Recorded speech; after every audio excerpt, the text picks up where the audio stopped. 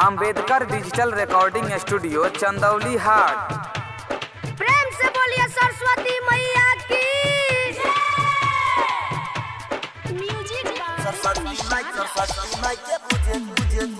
लेके हथवा में पूजावा के थाली सरस्वती माई के पूजे जाली, सरस्वती माई के पूजे जाली। संगे घिउआ के दिया ना बारी सरस्वती माई के पूजे जाली, सरस्वती माई के पूजे जाली। लेके हथवा में पूजावा के थाली सरस्वती माई के पूजे जाली, सरस्वती माई के पूजे जाली।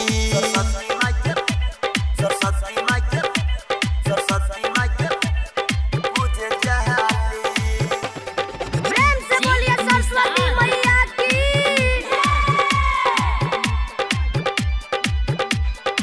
अभी आप सुन रहे हैं अमरजीत सावरिया के आवाज में।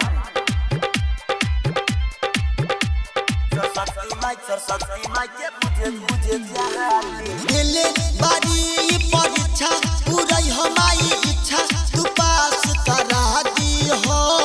बारी पढ़े में तेज कम बाटे नॉलेज तू इनका बढ़ा दी हो।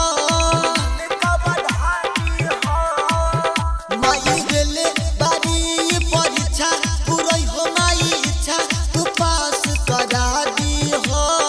बारी पढ़े में तेज कम नॉलेज तू इनका बढ़ा दी हो। देखो अपन भेष भगवती में डाली सरस्वती माई के पूजे जाली, सरस्वती माई के पूजे जाली।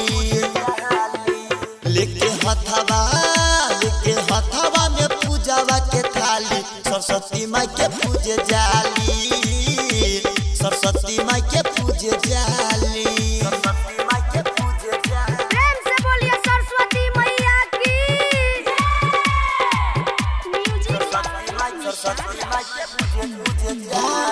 रउए है सूर्य के माता हो विद्या के दाता तू फेर दिन जरिया हो। डीजे निषाद अमित के संगे अमरजीत हो पूजेला चरनिया हो।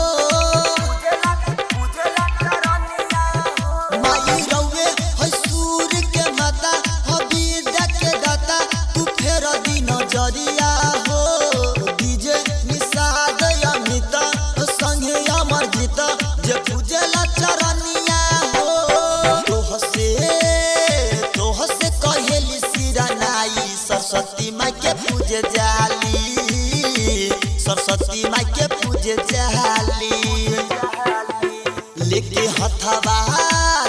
हथवा में पूजावा के थाली सरस्वती माई के पूजे जाली, हाय सरस्वती माई के पूजे जाली।